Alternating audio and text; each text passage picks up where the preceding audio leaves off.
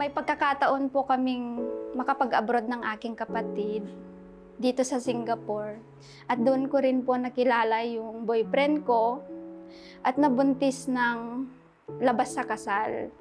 Umuwi po ako sa Pilipinas dahil naging komplikado po yung pagbubuntis ko.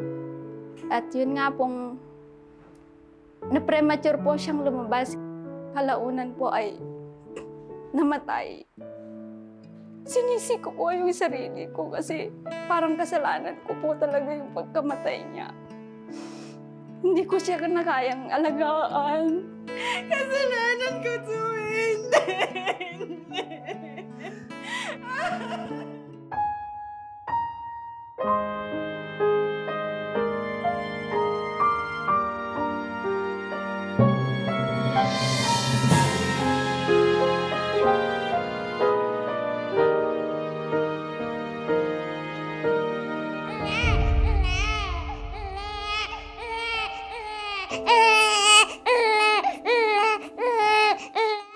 Ano? Gagawin mo talaga yan? Kasama ka na sa babae mo? Wala naman kami!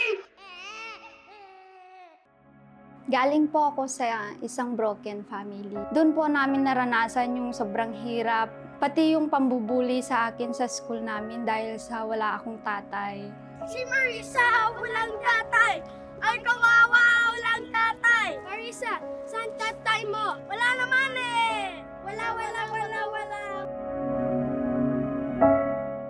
Sobrang sakit, kaya po ako nagtanim ng sama ng loob sa tatay ko. Hanggang sa may pagkakataon po kaming makapag-abroad ng aking kapatid dito sa Singapore. At doon ko rin po nakilala yung boyfriend ko at nabuntis ng labas sa kasal. Umuwi po ako sa Pilipinas dahil naging komplikado po yung pagbubuntis ko. At yun nga pong na-premature po siyang lumabas. Kalaunan po ay namatay.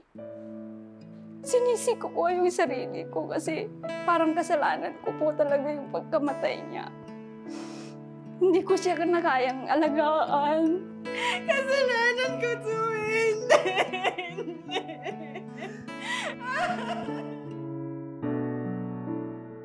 Pagkatapos po ng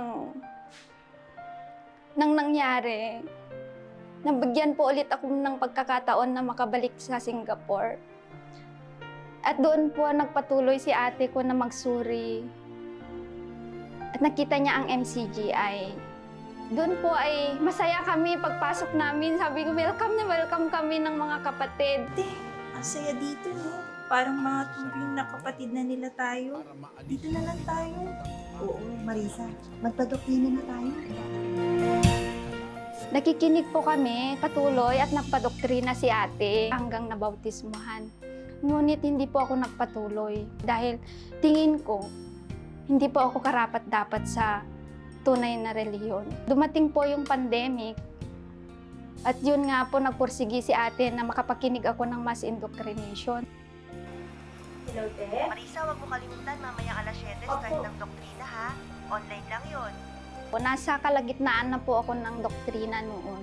Sabi ng boyfriend ko, O siya, mag-aalas 7 na pala. Atin pa ako ng doktrina eh. Aanib ka dyan eh. Magkakasala ka rin pagkatapos. Pareho lang yun. Kaya huwag ka na manib dyan.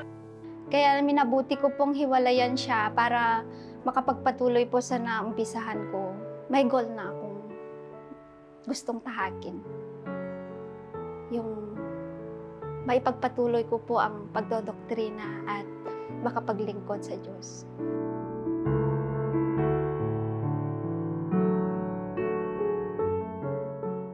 Kaya awa po ng Diyos na bautismuhan po ako. Ang naranasan ko pong pagsubok ng nabautismuhan po ako ay yung naramdaman ko po yung pag-iwas ng mga kaibigan ko sa akin.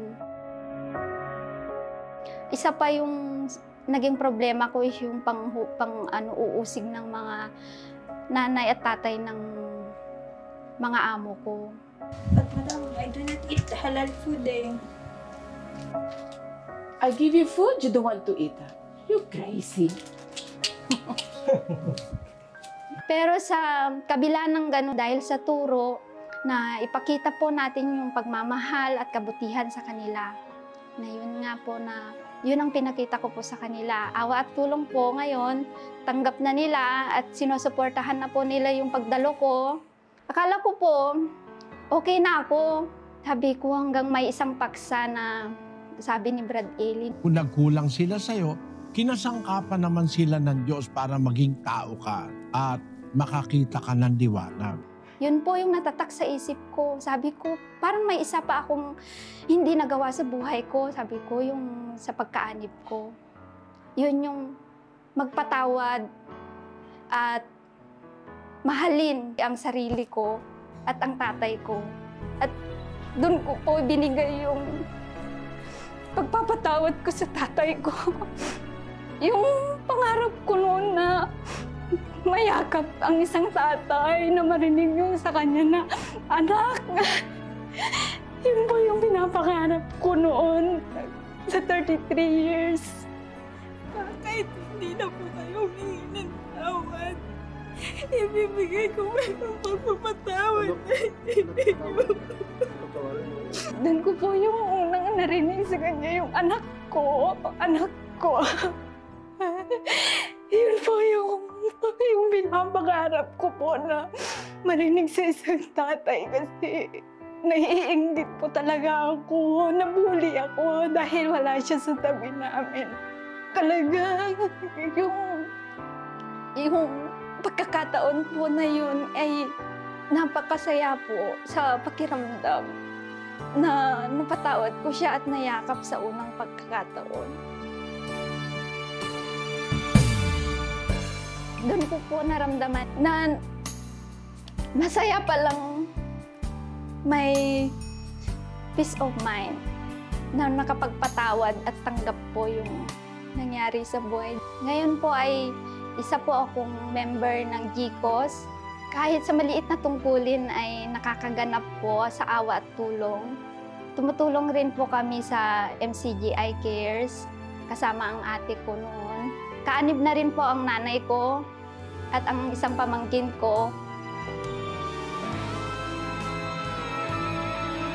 Ako po si kapatid na Marisa Camaraw at ito ang istorya ng aking pananampalataya. Milyong salamat po sa Diyos.